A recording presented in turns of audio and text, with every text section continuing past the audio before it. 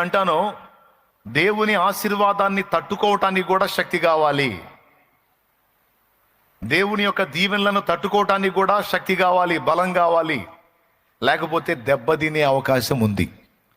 పేదరికంలో, లేమిలో ఉన్న వినయం, సాత్వికం, మృదుత్వం సంపన్న స్థితిలోకి వెళ్ళినప్పుడు అది కోల్పోయే ఛాన్స్ ఉంది. అందుకే మనల్ని ప్రేమించే దేవుడు, మన ఎడల కృప చూపుతున్న దేవుడు మనం ఆశీర్వదించు అనగానే ఆశీర్వదించడు.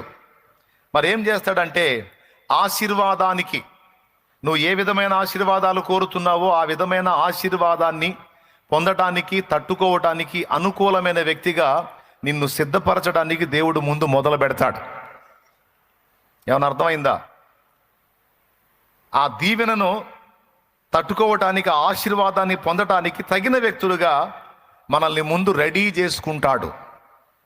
అలాగాని రెడీ చేయకుండా మనకి బ్లెస్సింగ్ ఇచ్చాడు అనుకో, ఫర్ ఎగ్జాంపుల్, ఎక్కడ దాకా వద్దండి, దేవా నాకు వరం ఇయ్యవా, కృపా వరం ఇయ్యవా, కృపా వరం ఇయ్యవా అని కొంతమంది ప్రార్థన చేస్తారు. స్వస్థపరచు వరమో, ఆత్మల వివేచనో, ప్రవచన వరమో, భాషలో ఏదో ఒకటి అడుగుతూ ఉంటారు.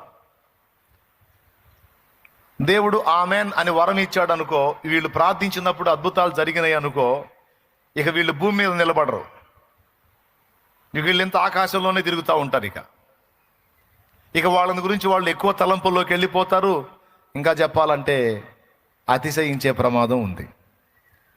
అలా అతిశయించి గర్వహృదయులైతే వాళ్ళు దేవునికి హేయులవుతారు, అసహ్యులవుతారు. ఇప్పుడు లేని వరం ఇయ్యనేలా, దాన్ని చూసుకొని నువ్వు మిడిసిపడనేలా, నేను నిన్ను అసహించుకోనేలా? అవునా?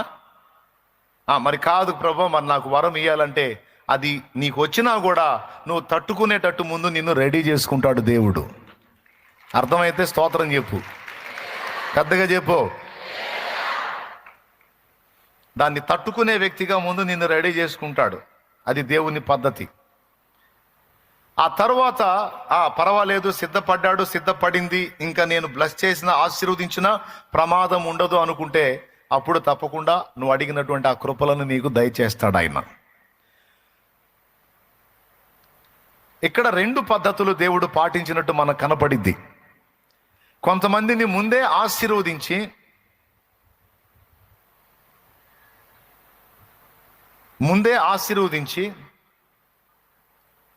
తర్వాత ఆయన అనుకున్న పని చేస్తాడు. కొంతమందిని ముందు అనుకున్న పని చేసి తర్వాత ఆశీర్వదిస్తాడు.